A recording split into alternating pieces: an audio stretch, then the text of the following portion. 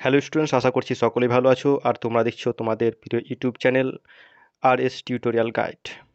আজকে দুপুরে ভারত সরকারের তরফ থেকে একটি অ্যালার্ট মেসেজ প্রত্যেকের মোবাইলে পাঠানো হচ্ছিল, সাথে আওয়াজ এবং কম্পনও হচ্ছিল মোবাইলে।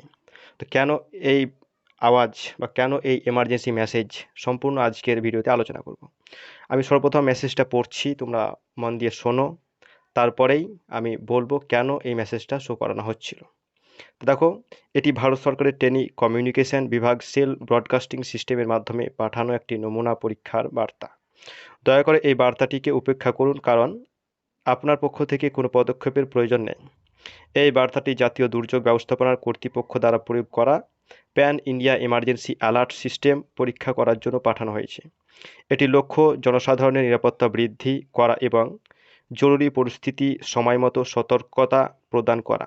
টাইম স্ট্যাম্প 27/10/2023, 13টা 6, অর্থাৎ 1টা 6। ওকে, তারপরে আরও একটি মেসেজ আমি পড়ে শোনাচ্ছি। দেখো, গুরুত্বপূর্ণ বিজ্ঞপ্তি। আপনি আপনার মোবাইলে একটি ভিন্ন শব্দ এবং কম্পন সহ একটি জরুরি পরিস্থিতি সম্পর্কে একটি টেক্সট মেসেজ পেতে পারেন। অনুগ্রহ করে আতঙ্কিত হবেন না, এই মেসেজটি সত্যিকারের জরুরি অবস্থা নির্দেশ করে না।